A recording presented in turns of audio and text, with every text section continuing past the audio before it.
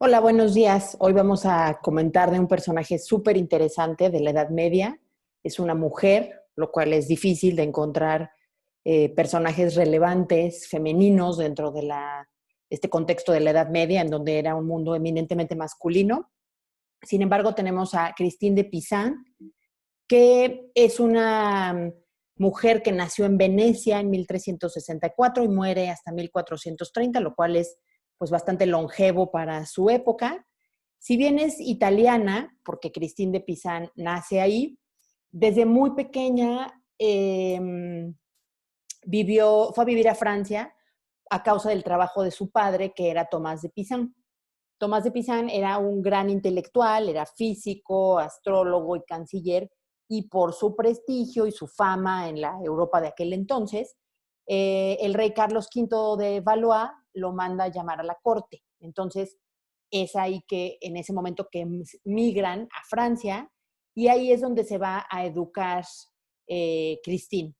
La madre de Christine quería que ella aprendiera pues las labores del hogar, que se preparara para ser una buena esposa, todas estas tradiciones que eran muy férreas en la Edad Media. Sin embargo, su padre, que era un hombre muy preparado, la impulsa a que se instruya, a que se tenga educación como los varones.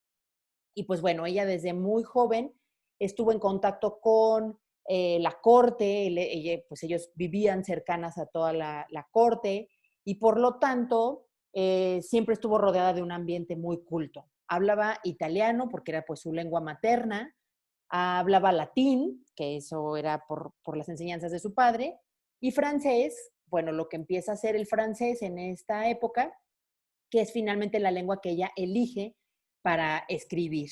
Y a través de su producción escrita, pues es que la conocemos en nuestros días. Christine de Pizan a los 15 años se casa con Etienne Castel, que pues también de ideas realmente avanzadas, porque él la apoya en esta cuestión de la instrucción, de que ella se siga preparando, se siga documentando. Lo que figura en los testimonios o lo que queda de su biografía es que ella vivió un matrimonio feliz, solo que dentro de los primeros años de matrimonio muere su padre y después muere el esposo de Christine de Pizan, víctima de la peste negra, ¿no?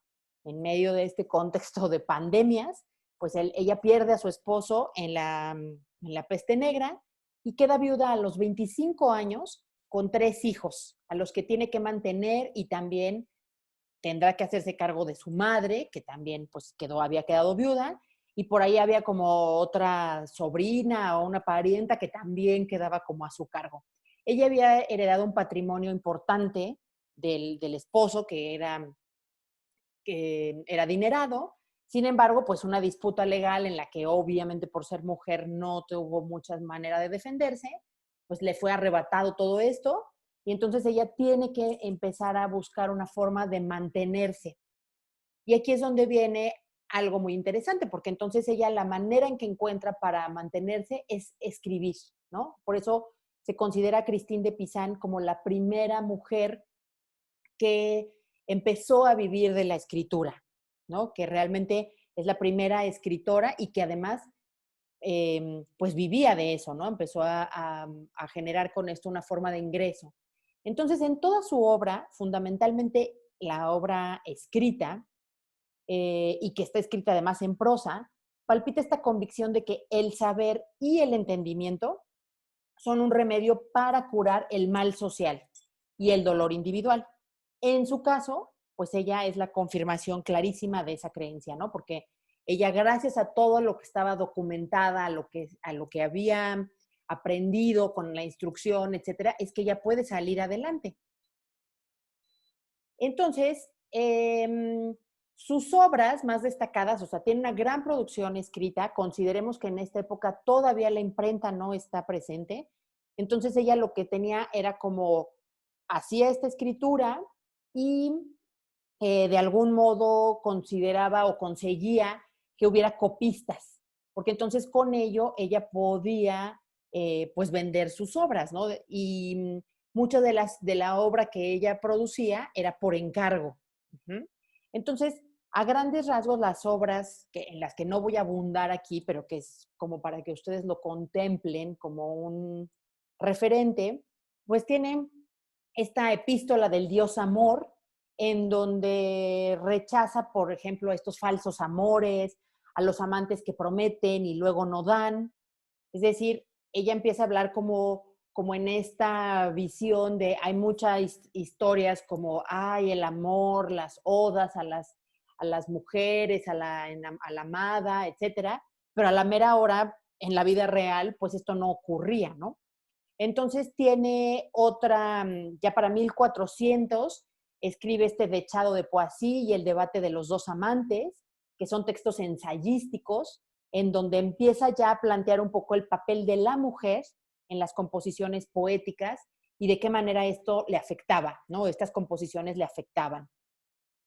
Ella muy versátil y muy en esta visión de escribir como un poco por encargo y para allegarse de recursos de su escritura, escribe también estas epístolas de Otea a Héctor, en donde son una serie de cuentos alegóricos que Cristina escribe, pues igual en 1400, y son como una serie de enseñanzas para adolescentes, ¿no? Un adolescente que desea convertirse en un caballero y y que debe tener como ese conocimiento para poder lograrlo. Entonces, esta obra además tiene la particularidad de que es un libro que está cuidadosamente ilustrado. Ajá, entonces, contiene ilustraciones y para ello, pues Christine debió contar también con estos ilustradores y con estos miniaturistas, ¿no?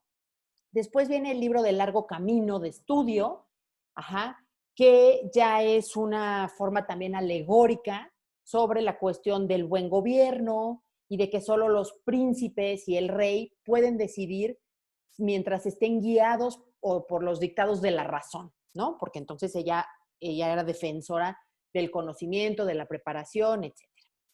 Después está el libro de la mutación de la fortuna, que es una obra poética, aquí ya, o sea, para que vean, ya hablamos de textos didácticos, ensayísticos, narrativos, y acá tenemos una obra poética en donde la explica precisamente, y pues con el nombre de mutación de la fortuna, cómo te cambia la suerte de pronto, y explica ahí las razones por las que ella se tuvo que dedicar a la profesión de la escritura. Y entonces, pues habla de esta dinámica de tener que escribir textos que a lo mejor no nacen necesariamente de tus emociones, sino que son por encargo, pero pues porque así había cambiado su suerte, ¿no? A veces ya había mutado la fortuna. Después viene este libro de los hechos del sabio rey Carlos V, en donde el hermano Felipe II de Borgoña, el hermano de Carlos V, le pide que escriba una elegía de el rey Carlos V. Y como ella lo había conocido, porque pues recuerden que Carlos V es quien llama a su padre a la corte, entonces pues ella decide hacer como estos textos alabando la gestión y el buen gobierno del rey Carlos V. Después vienen estas lamentaciones sobre la guerra civil, el libro de la paz, esta obra bueno, esta de la guerra civil y el libro de la paz, pues es precisamente porque en 1410 se desató una guerra civil en Francia y entonces Christine publica estos libros. Hay una canción en honor a Juana de Arco, porque ella entonces entra más adelante ingresará a un convento y entonces en esta obra lo que hace es que exaltará el triunfo, los grandes éxitos que tuvo la doncella de Orleans, ¿no? Como se le conoce a Juana de Arco, durante la guerra entre Francia e Inglaterra, que es esta guerra de los 100 años.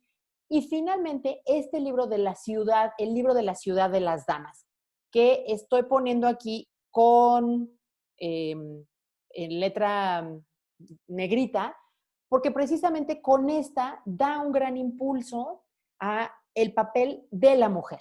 Ajá. El libro de la ciudad de las damas es un libro muy, muy interesante que inaugura un nuevo discurso de lo femenino. Muchas de las reflexiones que aparecen en La ciudad de las damas provienen justamente de estas experiencias de vida, ¿no? Por eso es importante conocer su biografía.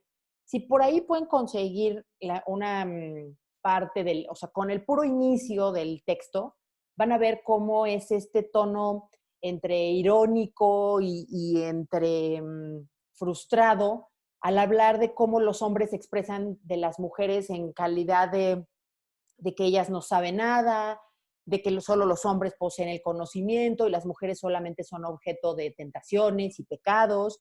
Y entonces ella dice, pues es que qué expertos resultan estos hombres en estas cosas de las mujeres, ¿no? Parecerían que tienen casi tanta experiencia como nosotras, que somos las mujeres. Entonces es muy interesante porque ella, por ejemplo, desde 1339 había empezado a escribir una serie de epístolas sobre algo que se conoce como el Roman de la Rose, que luego hablaremos de este texto, que fue escrito por un autor primero y luego concluido por Jean de Monge. Y entonces, pero Jean de Monge sí era un hombre que exponía tesis muy misóginas, en donde hablaba de que las mujeres solamente, pues eran en algunos momentos bellas, pero realmente era muy difícil encontrar una que fuera fiel y que fuera eh, leal, pues encontrar una mujer de valor en términos generales, ¿no? Así, esto va a desencadenar la querella de la novela de la Rosa. Ajá. Es una disputa que hace famosa, que pues inicia desde entonces, ¿no? Esta querella de las mujeres o la querella de la novela de la Rosa, en donde pues se forma como todo un debate histórico y literario que comienza precisamente aquí en la Edad Media, que hace famosa a Christine de Pizan por enfrentarse con un entendimiento, desde su entendimiento femenino, ¿no? O sea, como pensemos en este tono irónico del hablar de este entendimiento femenino, minúsculo, menor de edad, en fin, al entendimiento de hombres doctos y cultos, ¿no? Que eran los poseedores de todo el saber, que no podían aceptar que una mujer fuera capaz de razonar así, ¿no? Entonces esto fue todo un tema súper innovador para la época, en donde, pues con humildad e ironía, como les decía hace rato también desde La ciudad de las damas, sostiene que puede hablar de mujeres porque tiene experiencia en el tema, ¿no? O sea, si alguien puede hablar de mujeres, pues es una mujer, en lugar de que ustedes estén sacando sus conclusiones, ¿no? Eso es lo que decía Christine de Pizan. Entonces, pues estamos frente a la imagen de una feminista de la Edad Media. Sus textos, como les digo, ya revisaremos unos fragmentos y platicaremos en clase sobre ello, pero si tienen forma de acercarse a más textos, a más acerca de la vida de Christine de Pizan, me parece que no se van a arrepentir porque hay cosas interesantísimas. ¿Ok? Espero que les haya servido esta breviario.